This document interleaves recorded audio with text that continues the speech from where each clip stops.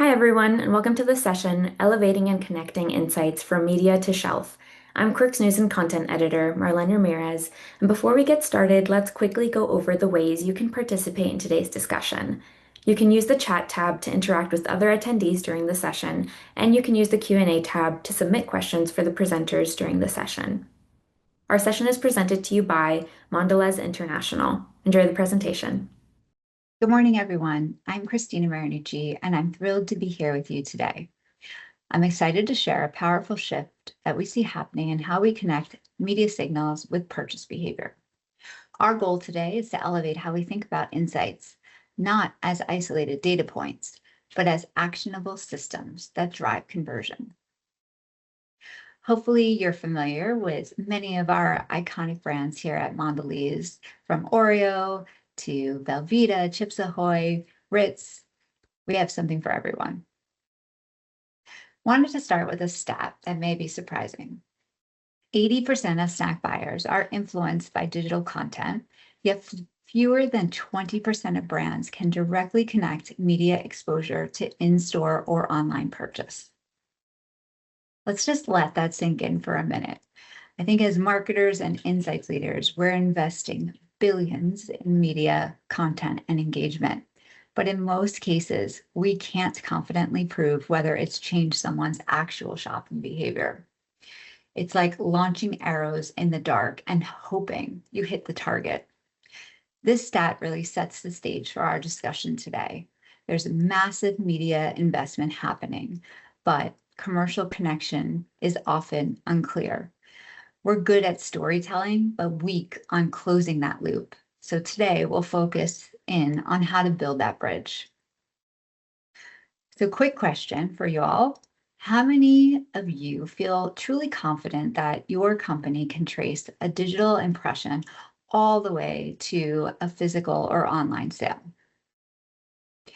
If you're in the minority here, you're not alone. And that's what we're here to change, hopefully. Technology is making consumers' lives easier, with 7 in 10 global consumers stating that it helps them get ahead. As consumer devices become smarter, they are transitioning from merely sensing to truly anticipating. And in the future, data collected by various devices will be integrated into complete personal profiles, which will unlock nuanced needs and behavior predictions at micro levels. Such ecosystems will be ubiquitous in the next iteration of connected life that is just around the corner.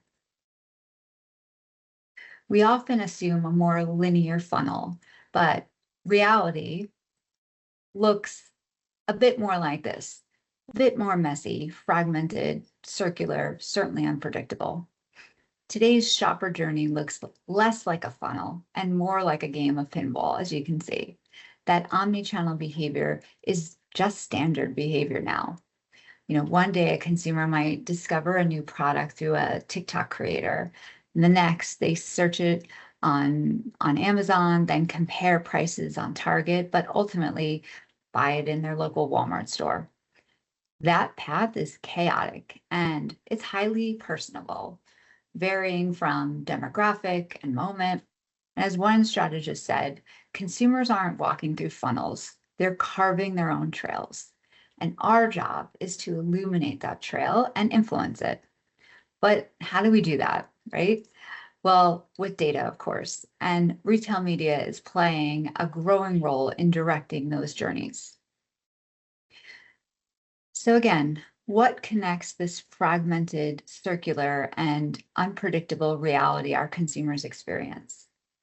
Data and how we use it. The phrase data is the new oil is widely attributed to Clive Humby, a British mathematician and architect of the Tesco Club Card loyalty program. He's believed to have first used this phrase in 2006, emphasizing that data, like oil, is valuable but unrefined until processed. Our data is also siloed and fragmented and not integrated. Our industry often splits media and commerce into two separate camps. And while that may have worked in a more linear world, is not working as it should be now. With TikTok driving impulse and retail media triggering search, integration is no longer optional. It's table stakes. So what's creating this divide? Many media KPIs over-index on upper funnel media metrics. Underdeveloped infrastructures for full sales attribution therefore exist, and we see lagging shopper signal integration. Media and sales live in these separate worlds. We measure impressions, click-through rates, video views on one side, but struggle to connect them back to iROAS, incrementality, or even penetration. Why? Because our systems, teams, and KPIs are often not aligned.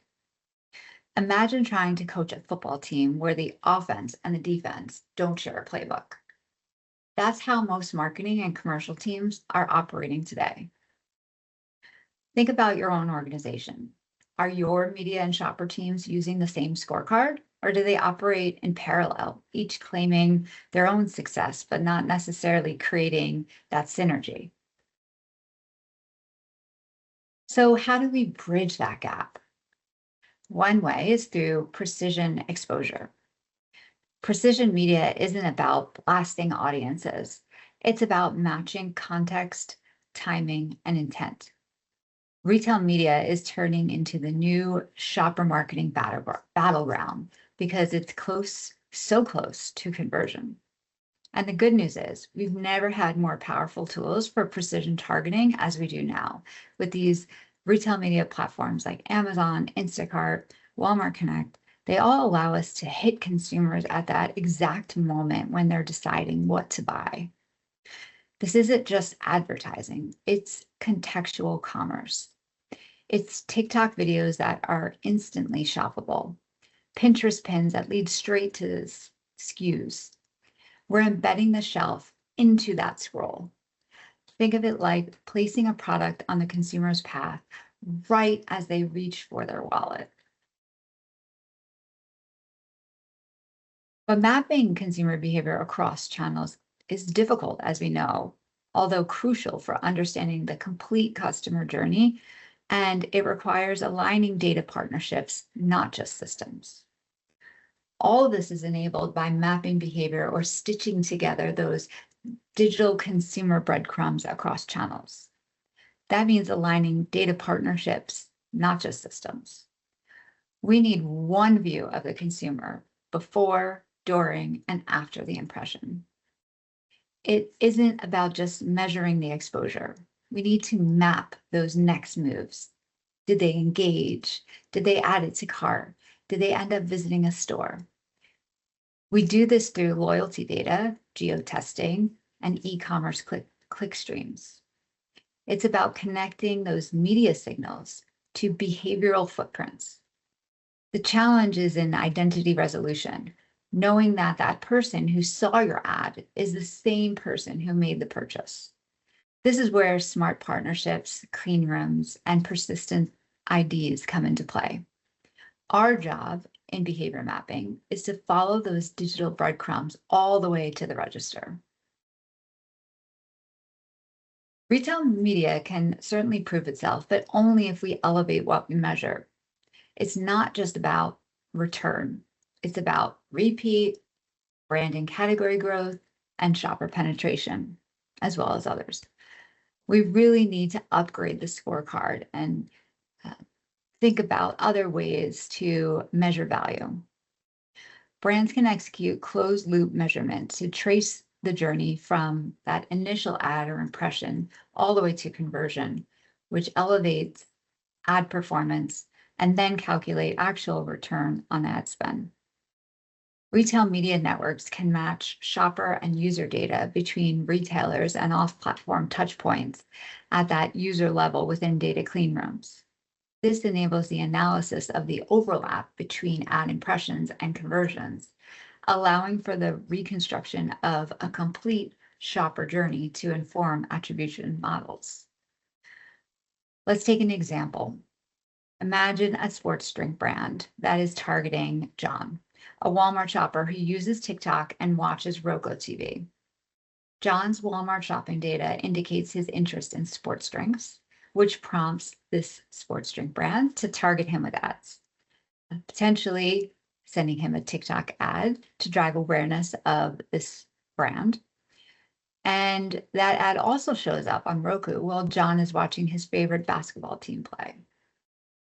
Then John receives a coupon for this sports drink displayed on his Walmart app homepage. This type of closed loop measurement unlocks deeper insights into buying behavior. In that Walmart example, the brand would gain valuable metrics beyond ROAS, such as the number of new customers acquired, the number of touch points it took to drive a conversion, customer repeat purchase behavior, what else was in the basket in order to drive partnerships and display adjacency opportunities, etc. Belvita is a great example to illustrate the power of media to shelf connections as well. Belvita needed to win the morning snacking occasions. We combined retail media, sampling, and geo-targeting to really surround the shopper from shelf to screen. So what worked here? It wasn't just the targeting, but more so the coordination, messaging that matched the moment, sampling matched intent, and the results proved it. It wasn't just a campaign, it was an ecosystem where the messaging, moment, and method aligned. It worked because every signal or tactic reinforced the others, and that's where real value emerges. Beyond the data, though, we also need to bring in the trends. These macro forces are shaping how we plan and execute media to shelf strategies. Our media plans need to evolve with culture or risk becoming obsolete. 3 of those underlying trends that I want to highlight today are snackification, smartification, and the experience economy. So snackification is about consumers, especially Gen Z and Millennial, that are increasingly replacing meals with snacks. Some of the drivers here are around convenience and busy lifestyles and the availability of more nutritionally balanced snack options. The impact is an increased demand for snacks that balance convenience, taste, and nutrition, featuring more portable packaging and portion control. This trend really blurs day parts, creating more consumption moments and media triggers. The next is smartification. We know that AI and smart technologies have become and are becoming even more integrated in consumers' lives, anticipating their needs and automating tasks. The impact is that AI is driving media decisions from dynamic targeting to predictive shelf placement. In the future, we'll see personalized AI assistants that will manage routine tasks like grocery shopping, requiring CPG companies and brands to adapt their promotional strategies for both people and AI algorithms.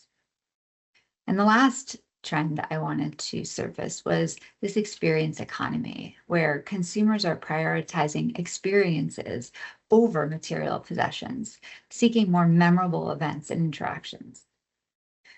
This has increased demand for interactive formats, in real life experiences, digital twins, and immersive campaigns. In the future, we'll see these immersive technologies like AR, menus, and virtual reality food explorations becoming more mainstream, more widespread, where retail stores are featuring multi-sensory environments to enhance consumer engagement and drive traffic into the stores. So how do we bring this all together, and what does great look like? High-performing orgs are integrating those signals, decisions, and accountability. It's not just about the technology. It is truly cultural. It's also cross-functional, where we see insights, shopper, marketing, and commercial teams really co-owning those outcomes and building integrated journey views across the organization. And that integration is key. With shared metrics across media and retail partners, we can bridge the gap between media and sales KPIs. And it's agile, where insights are constantly flowing back into the strategy to inform it and evolve it.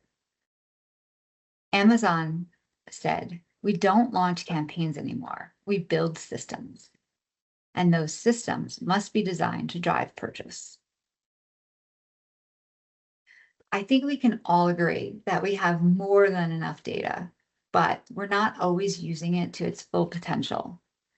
The challenge now is connecting it meaningfully. Let's stop admiring the insight and start actually activating it, because if it doesn't move the shelf, it doesn't really matter. We need to elevate insights to influence outcomes and use media to move people and product.